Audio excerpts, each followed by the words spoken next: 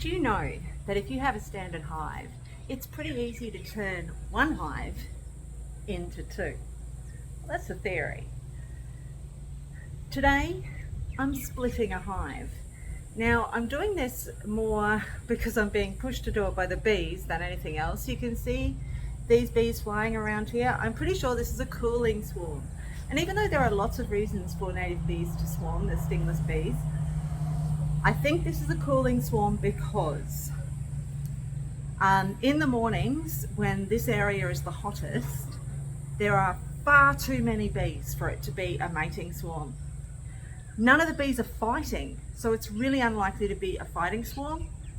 And this hive is already occupied, so it can't really be a colonizing swarm. So it's got to be a cooling swarm. And when I got in close with the camera yesterday, I could see bees fanning their wings and things like that. When I peeked inside the hive today, because for the second day in a row they were swarming, it looks really full in there, and I don't think this is great behavior. There is a risk that by splitting them at this point, I'll weaken them when there's already obviously some stress going on. But on the other hand, the hive could fail anyway, just because there's this stress around. So I figure I might as well try. So I've got here a second hive, which did have a rescue in it. Unfortunately, that rescue failed. So I've cleaned out the hive. These are beeswax sheets, which I got from a beekeeper to line the bottom, just to give them a bit of a helping hand. So that one's empty and ready to go. I've also got here just a plastic sheet, a piece of plastic laminate, which used to sit there so I could see inside the hive. Now, when I open this hive, you'll see why, and I swap them, you'll see why I won't be able to use this panel in this one, but I can use it in this one, which means basically I can open it without risking letting in other predators and things. So because these two hives are both standard oak hives, I can just swap the lids and, you know, mix and match the boxes as much as I like. And I'm going to do that this time because when I opened this one up and saw all the bees, like I said, there was masses of bees, I also noticed that they built their brood onto the roof, which means that the brood is hanging from the roof. So it started to split apart when I started to open the lid. Now that means that if I take this lid and put it on here and leave, and then this lid and put it on there, I'm going to end up with half the brood in one and half the brood in another. And fingers crossed, they will then re-queen whichever hive doesn't get the queen, and I'll have two working hives.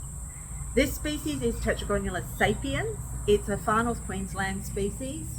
They commonly build their hives in walls and windows, frames and things like that. I've got heaps of them around the house, but the one in this box is actually a rescue that I found in a whole heap of tube stock pots, would you believe? And those tube stock pots had been moved and broken apart, and so the hive needed something more secure. All right, what I have here is a hive tool, but you can buy them from heaps of different places, and basically it allows you just to lever open the hive. So if I just push it in a corner, this one's kind of pre-opened because I told you I took a peek earlier, and then I open it up. You should be able to see there, oh, I don't want to hurt it. You should be able to see there, see the brood hanging from there, and I'm just going to take that brood and I'm just going to place it on that lid, on that box, and there, that's done, that's transferred. Now, I'm going to get some photos in here because this is pretty fascinating.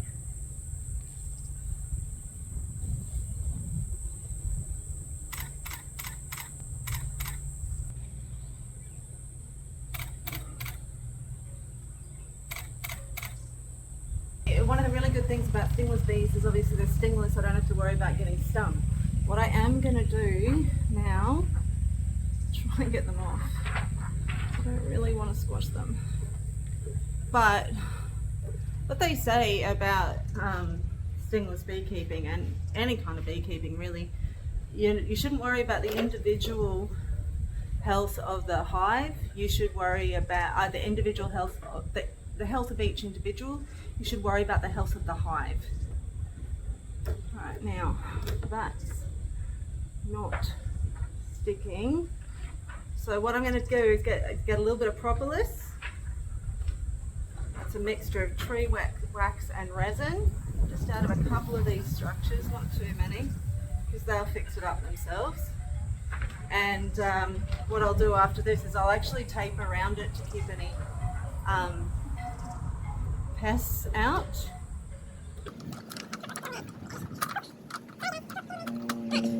Then that lid goes on there, and I will actually be able to sneak peek and check that out every so often.